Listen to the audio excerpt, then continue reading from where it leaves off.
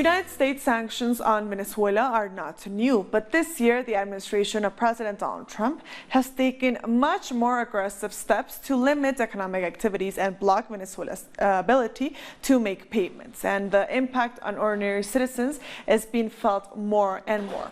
We have this special report.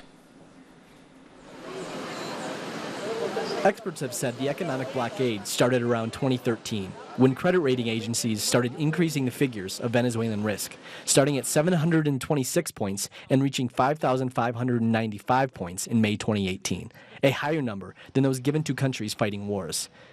This makes it increasingly difficult to ask for international credit to invest in a country and to control foreign debt. On April 24th, a worldwide campaign was started to condemn economic sanctions against Venezuela by the U.S. The value of their investments. These resources are for the people, for food, health and public services, for housing and infrastructure. What the U.S. government is doing is a criminal act. With all due respect, Mr. Ambassador, These statements have been supported by the United Nations, which has warned about the negative impact of unilateral sanctions imposed by the U.S. Regime change through economic measures, likely to lead to the denial of basic human rights and indeed possibly to starvation, has never been an accepted practice of international relations. Political differences between governments must never be resolved by precipitating economic and humanitarian disasters, making ordinary people pawns and hostages thereof. Venezuela has over $4.5 billion currently blocked in various international banks. On top of that, there are multiple sanctions against Venezuelan banks and a ban on operating in dollars placed on the Central Bank of Venezuela. Adding to this, the blockade against public company Citgo, located in the U.S., the total of frozen funds comes to over $30 billion. Medicine and food are both with $4,000 billion a year, so the total figure of stolen funds represents almost 7 years of medicine and food for all Venezuelan citizens. But there is a huge damage being done to our currency too, generating hyperinflation. We estimate that this adds to $114 billion in losses for the Venezuelan people. The strategy by the U.S. of imposing collective sanctions affects the country's entire budget. They are going to create pressure from the inside to generate economic and social destabilization. They have said that they are going to accelerate the collapse. Trump said that worse things are coming, so we need to be ready. We need to be especially careful with internal threats. In order to overcome the blockade, Venezuela is going to work to diversify its international allies and strengthen national production. Supporters of right-wing opposition lawmaker Juan Guaidó are continuing to harass the collective protecting Venezuela's embassy in Washington, D.C.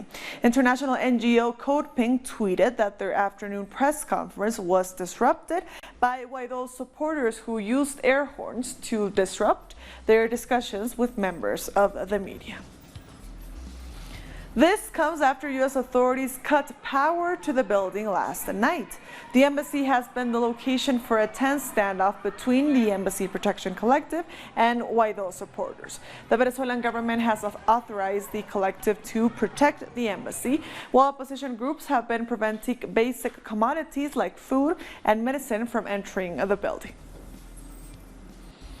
Our correspondent Jorge Gestoso, who is outside the embassy, has more. Thank you very much. Here in front of the Embassy of Venezuela here in Washington, it's about already over 13 hours that the electricity company of the District of Columbia has cut the electrical power to the activists that are inside protecting this diplomatic building against what they want to be the invasion of the people from Guaidó that are outside, and that are also trying to impede, trying to avoid that these activists could get in, could get out, and they try to avoid that they receive food and water. The electricity has been cut, and the self-proclaimed ambassador of Venezuela here in Washington of the same self-proclaimed Guaidó in Twitter has written, and I translated to English. He said, "We have decided that starting at this moment," we're talking about 10 p.m.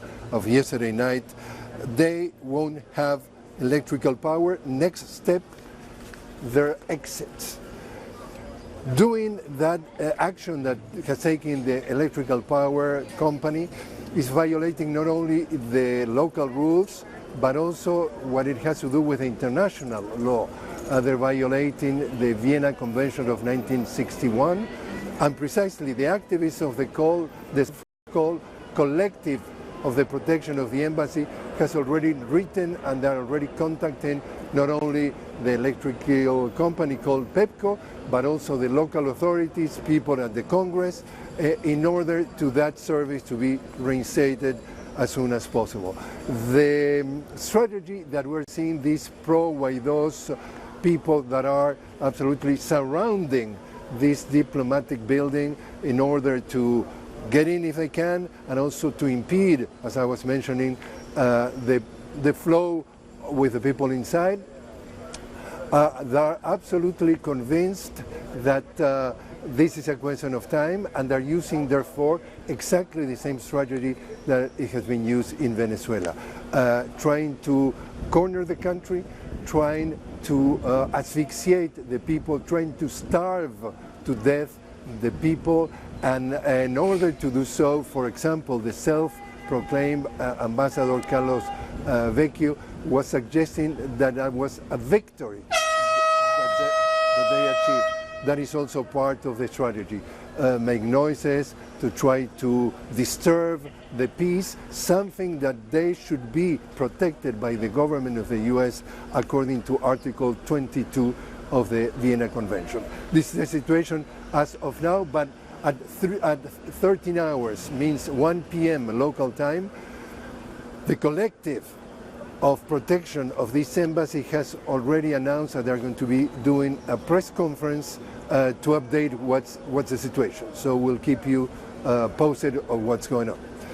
We thank Jorge Gestoso for that important update. Former Brazilian President Michel Temer has handed himself over to authorities less than 24 hours after a court ordered him back to jail.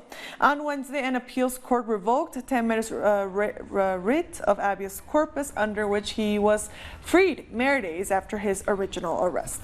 The court gave Temer until 5 p.m. local time to turn himself in. The former president was arrested on March 21st for money laundering and corruption accusations as part of the Lava Jato investigation. Our correspondent in Brazil, Danai Galetti, brings us more details. A Brazilian court has blocked 32.6 million reais from the accounts of former President Michel Temer and a former colonel, João Batista, and his business partner, Carlos Alberto Costa. The court also ordered that Temer and Batista return to prison. They both were originally arrested on March 21st, accused of receiving bribes and being part of a criminal network responsible for widespread corruption and money laundering. We have to remember that at the time, Manier said Temer's arrest was a move to distract from a vote over pension reforms in Congress. But now a court ordered to withdraw habeas corpus from both Temer and Batista, a law by which they were set free. Nonetheless, other accused remain free, such as Carlos Alberto Costa. We thank Danai Galetti for that report. Brazil's President Jair Bolsonaro has defended the decree he signed on Tuesday, loosening gun-carrying laws. Bolsonaro justified the decree, saying he has only given people what they voted for in the 2005 referendum. That vote was held to decide whether to ban the selling of guns in the country, which people voted against.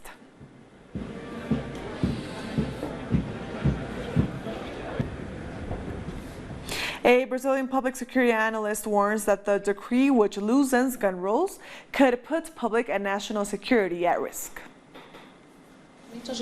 What we can expect for sure is an increase in the number of homicides, and more than this, it will be easier for arms to reach the hands of organized crime or criminals. It will open more illegal channels. It fragilizes gun control by reducing all the state inspection mechanism, and on the other side, it widens weapon access. So in these two ways, the decrease goes against public security objectives. A solidarity brigade from Brazil's landless movement is on its way to Mozambique to help local organizations rebuild after several cyclones hit in March and April. Our correspondent Andre Vieira is traveling with them. We are at the Florestan Fernandes School of the Brazilian Landless Workers Movement, or MST.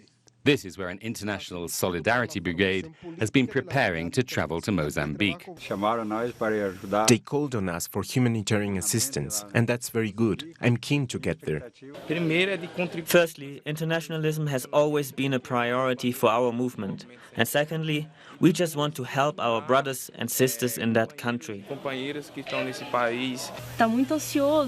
I'm very anxious to arrive there. There are a lot of things we can do to help, and they will also contribute to our struggle here. 13 campesinos from the MST and 6 health workers will join forces with the Mozambican organizations ADECRO and UNAC to help with the rebuilding of the country after the cyclones earlier this year. More than donations, they are taking with them their ideals. We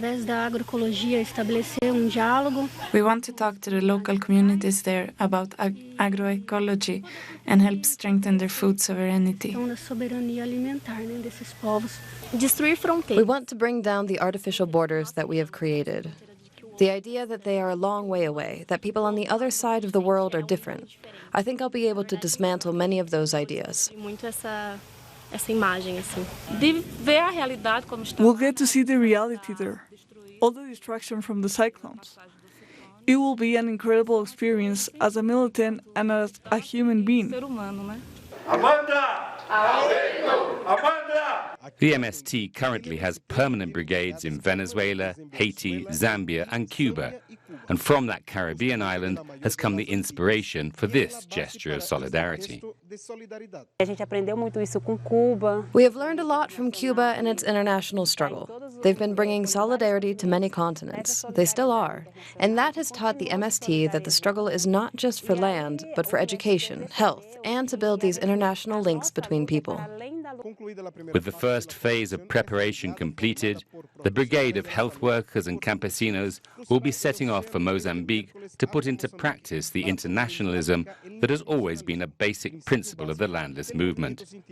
Andre Vieira and Sebastián Soto, Telesur, at the Florestan Fernandes School in Sao Paulo.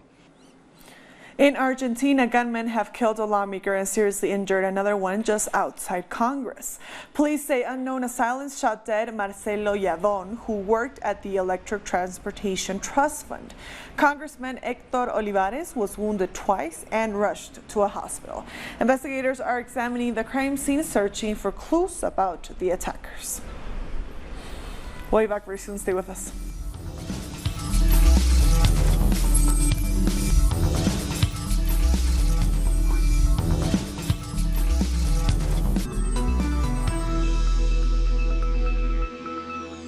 Welcome back. The International Court of Justice could finally resolve the border dispute between Belize and Guatemala that has dragged on for hundreds of years.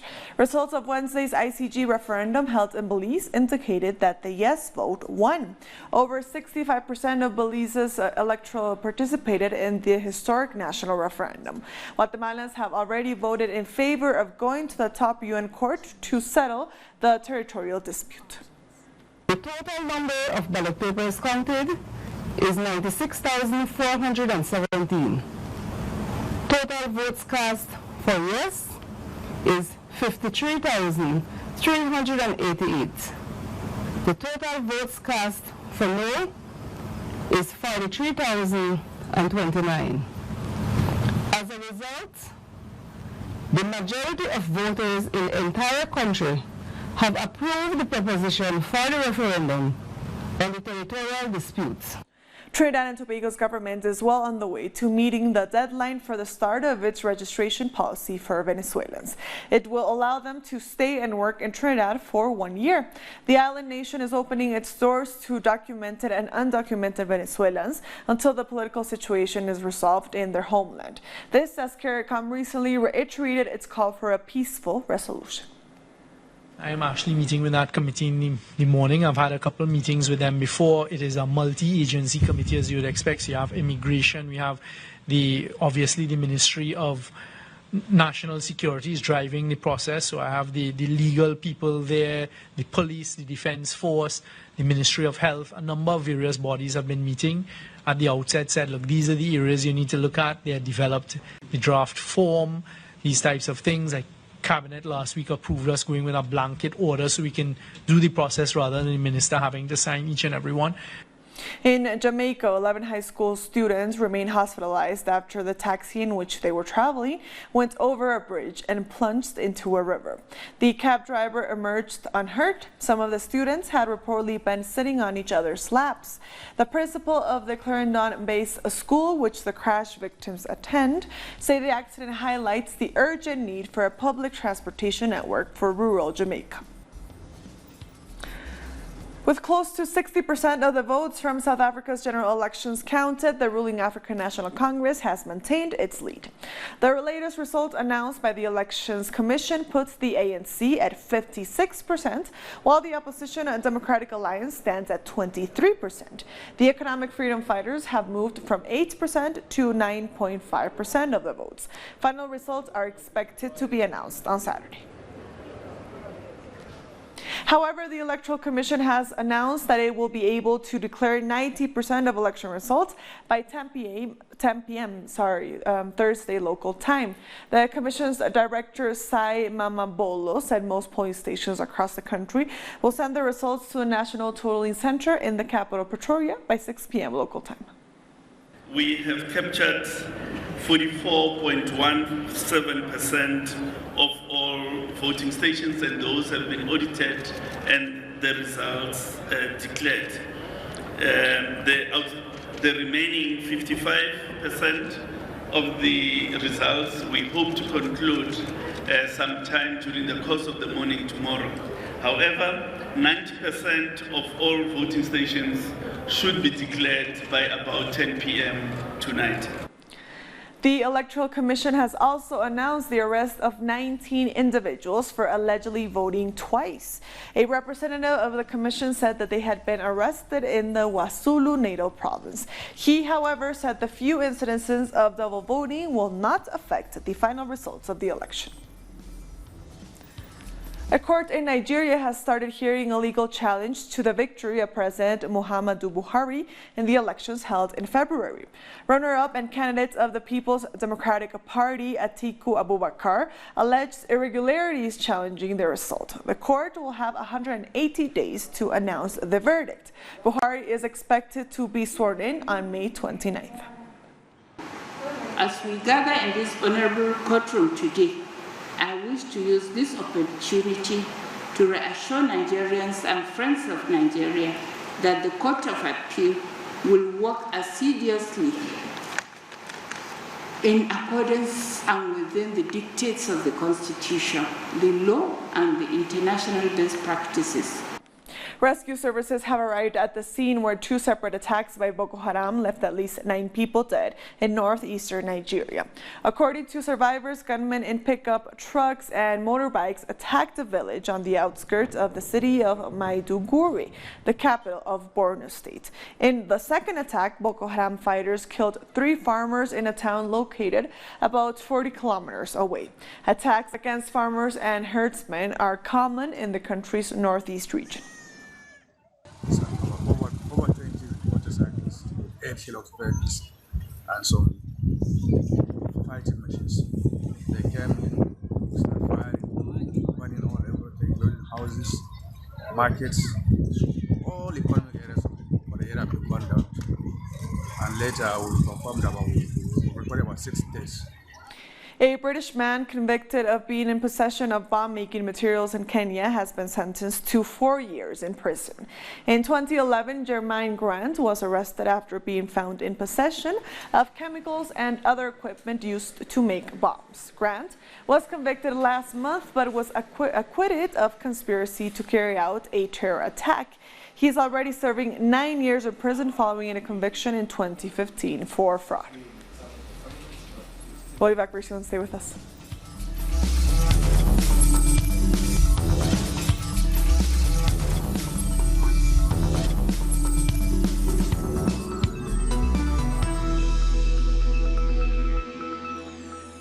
Welcome back. Pope Francis has issued a landmark decree that makes bishops directly accountable for sexual abuse or cover-ups.